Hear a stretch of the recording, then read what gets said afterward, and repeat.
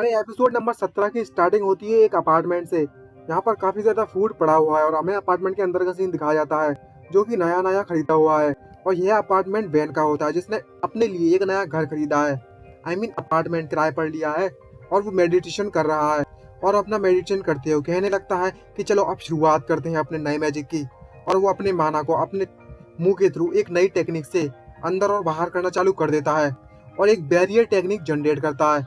और हमें बताने लगता है अगर वे नॉर्मली मैजिक करे तो उसे एक मैजिक सर्कल ड्रॉ करने की जरूरत पड़ेगी।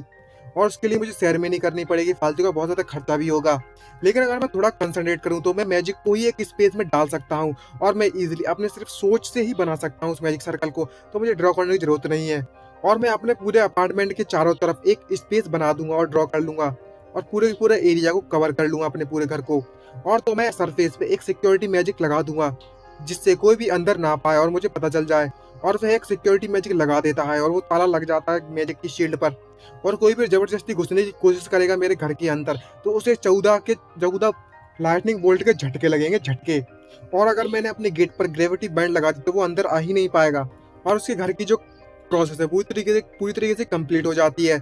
और अपनी प्रिपरेशन कंप्लीट करने के बाद काफ़ी ज़्यादा खुश होता है और कहने लगता है मैं जब होटल में रह रहा था तो मैं इतना नहीं कर पा रहा था, लेकिन अब मैंने अपने लिए घर खरीद लिया है, तो अब मैं जो चाहे यहाँ पर कर सकता हूँ। मैंने अपने प्रिपरेशन का फर्स्ट स्टेप कंप्लीट कर लिया है। और अब बारी है दूसरे की, तभी उसका मोबाइल बजने लगता है। यहाँ पर जेनी का कॉल आया है और जेनी पूछ रही होती है क्या तुम इस समय पर फ्री हो। जेनी है उससे पूछने लगती है, वैन उससे क्या लगता है मैं इस समय पर फ्री हूँ, क्या यहाँ पर कोई काम है मेरे लिए। और वैन उससे क्या लगता है अगर ऐसी बात है तो मैं कुछ समय पर वहाँ पर पहुँचता हूँ। और बहुत ज़्यादा खुश होता है और मोबाइल की तरफ देखते और कहने लगता है ये वाकई में बहुत ज़्यादा आरामदायक है मोबाइल फ़ोन आना। और अब तो मैं मोबाइल के साथ बल्खान में जो नए इवेंट्स हो रखे हैं मैं उनकी भी जानकारी इकट्ठी कर सकता हूँ। और तभी वह उस मोबाइल में देखता है न्यूज़ को, यहाँ पर शार्लोट फैक्ट्री को उड़ा दिया गया है, उस एक्सप्लोजन के बारे में न्यूज़ दे रखी है। और इस न्यूज़ को कवर कर दिया गया है दूसरी न्यूज़ से, गैस लीकेज से, ताकि कंपनी वाले अपना नाम छुपा सके कोई आकर तबाह कर गया है। और जैसे ये देखता है कि गैस लीक के कारण एक्सप्लोजन हुआ है, यह न्यूज़ पढ़ता है तो उसे समझ जाता है कि ये कंपनी वाले छुपा रहे हैं जानबूझकर। तो अब मुझे समझ में आया, खैर यही तो तरीका है कंपनी का काम करने का। और खैर ये सब छोड़ो, अब मेरा जो नया काम है उसके लिए मुझे काफ़ी ज़्यादा अच्छा रिवॉर्ड मिलने वाला है। और मुझे इसके बारे में इतना नहीं सोचना चाहिए। और तो और यहाँ पर कुछ एक्स्ट्रा थिंग्स है जो मेरे हाथों के कंट्रोल से छूट रही है। और तो और मुझे और ज़्यादा कम केयरफुल रहना होगा फ्यूचर में, ताकि मतलब उन बिजनेसमैन के साथ काम करने के बारे में। और तो और मुझे उस क्रोकोडाइल के बारे में भी सावधान रहना होगा। मेरे को सिर्फ काम स्टार्ट हुए 2 महीने हुए हैं और मुझे एक बड़ी ऑर्गेनाइजेशन से पंगा ले लिया जिसका नाम पेंडोनियम है। भले ही जो लेनोज का टैलेंट मैजिक में बहुत ज़्यादा हाई है, लेकिन वो अभी भी इतना ज़्यादा क्वालिफाई नहीं कि वो उस मॉन्स्टर से फाइट कर सके। अगर मैं इस प्लेस पर जिंदा रहना चाहता हूँ तो मुझे नॉर्मल मैजिक से भी ज़्यादा कुछ सीखना होगा। और वह वहाँ से जाना चालू कर देता है। और उसने अपने ऑर्डर कर एक गन मंगाई थी। और मन में सोचते क्या लगता है उसको देखने के लिए, जो मैंने सेकंड प्रिपरेशन अपने कर रखी थी वो इस गन को लेकर थी। ये देखकर तो मैं काफ़ी ज़्यादा एक्साइटेड हूँ। तभी हमें बार का सीन दिखाया जाता है, जहाँ पर जो जेनी है वो इंट्रोड्यूस कर रही होती है वैन को उसके अगले काम के बारे में। यहाँ पर वो बताती है कि जो तुम्हारा अगला मिशन है वो क्रिमिनल मशीनरी की तरफ से है। वो वापस से अपने हाथ में नई बिल्डिंग को करना चाहते हैं कब्जे में, जिन्हें गैंग्स और गुंडों ने कब्जा कर लिया उस बिल्डिंग पर, उसे आज़ाद कराना चाहते हैं। और इस काम के लिए उन्हें मैजिस का सपोर्ट चाहिए इस काम के लिए। तभी वैन उससे कहने लगता है तो इसीलिए यहाँ इसका जो रिवॉर्ड है वो बहुत ज़्यादा है। तभी जेनी उसे बताने लगती है कि ये काफ़ी ज़्यादा एक्सपेंसिव है मैजिस को हायर करना। वैसे भी मैजिस की जो डिमांड्स है वो हमेशा बहुत ज़्यादा हायर होती है सप्लाई से ज़्यादा। तभी वैन उससे कहने लगता है क्या मर्सनरी ऑफिस मुझे लगा था कि इस बार अंतरिक्ष होगा।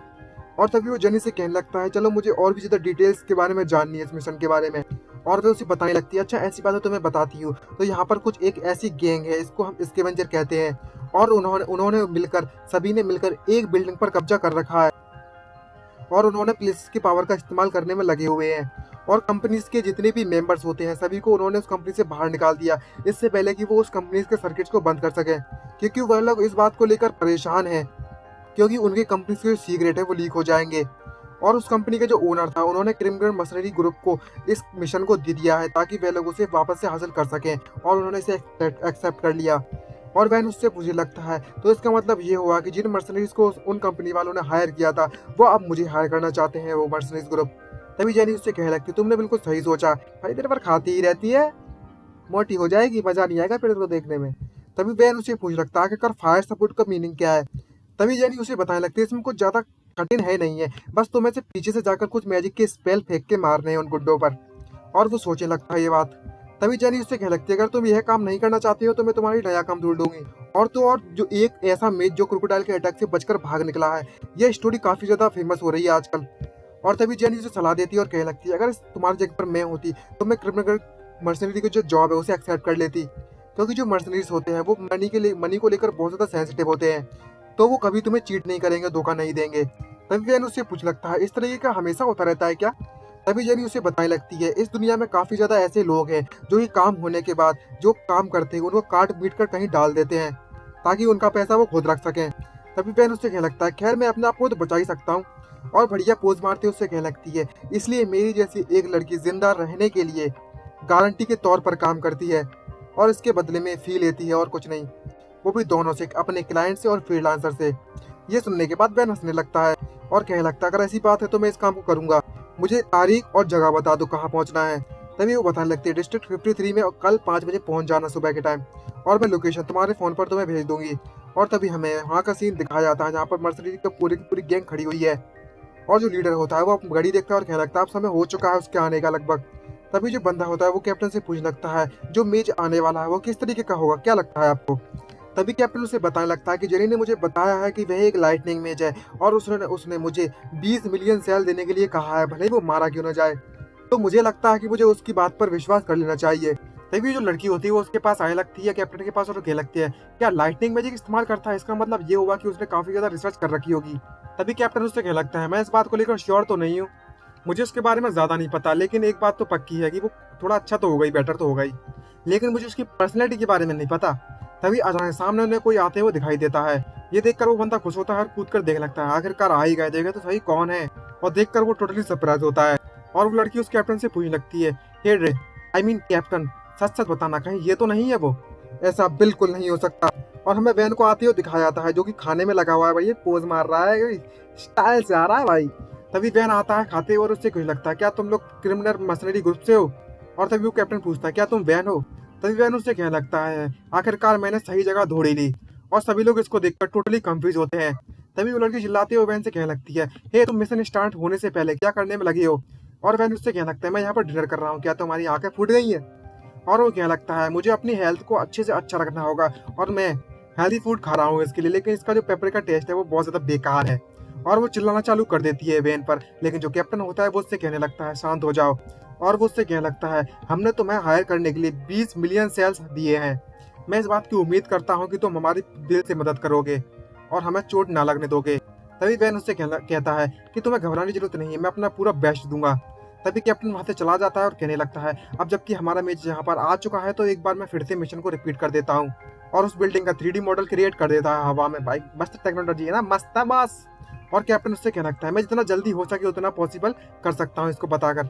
हमारा जो फाइनल मिशन है वो तीसरी बिल्डिंग पर है, यहाँ पर पावर सर्वर है, वहां पर पहुंचने के 2 रास्ते हैं, एक तो हम एलिवेटर से जा सकते हैं और सीढ़ियों से, और तो और उस जगह को स्कैवेंजर्स की 3 ब्रांचेस के द्वारा सुरक्षित रखा जा रहा है। वो इतने ज्यादा खतरनाक अपोनेंट नहीं है हमारे लिए, लेकिन फिर भी सावधान रहना, लेकिन उनके पास काफी ज्यादा खतरनाक माना यूजर जरूर है, तो उनसे सावधान रहो तो बेटर रहेगा। और तभी यूनिट 2 को काम देता है कि सबसे पहले ऊपर जाओ और देख कर आओ कि जो सर्वर्स हैं वो भी काम कर रहे हैं या नहीं। और यूनिट 3 को ऑर्डर देता है कि तुम सभी लोग मेरे साथ आओगे स्टेयर से, आई मीन सीढ़ियों से। और तो और जो यूनिट 2 है वो सीधे जाकर मतलब जो बिल्डिंग 1 है उसको कंप्लीट करेगी और जितना पॉसिबल हो सके उन्हें सीढ़ियों से दूर रखेगी। और उसके बाद वह अपना काम मिशन कंप्लीट करने के बाद वह यूनिट 1 और यूनिट 3 यूनिट 2 के पास चली जाएगी, आई मीन तीसरी बिल्डिंग पर, फर्स्ट मतलब ऊपर सबसे। क्या सब लोग इस बात को समझ गए? तभी जो वैन होता है ये सुन रहा होता है और कहने लगता है मन में सोचते हुए, क्या इसका नाम ड्रे था? इसकी जो सोचने की क्षमता है वो काफी ज्यादा अच्छी है, और लेकिन ये काफी ज्यादा तेज बोलता है इस बात को, ये बात तो सही है, ये तो पैदा ही हुआ है लीडर बनने के लिए। और तभी वो वैन से कहने लगता है, अच्छा तो तुम मेज, तुम्हारा बस सबसे स्टार्टिंग में जितना हो सके उतना ज्यादा मैजिक फायर करना है और हमें सपोर्ट करना है पीछे से उसके बाद। और वैन उस बात को लेकर मान जाता है और वो लीडर उससे कहने लगता है, अब सभी लोग प्लान समझ चुके हैं तो चलो स्टार्ट करते हैं, और सभी को अपनी पोजीशन पाने के लिए कह देता है। और इसी के साथ ये एपिसोड खत्म। मिलते हैं नेक्स्ट एपिसोड में, आज के लिए इतना ही, बाय बाय।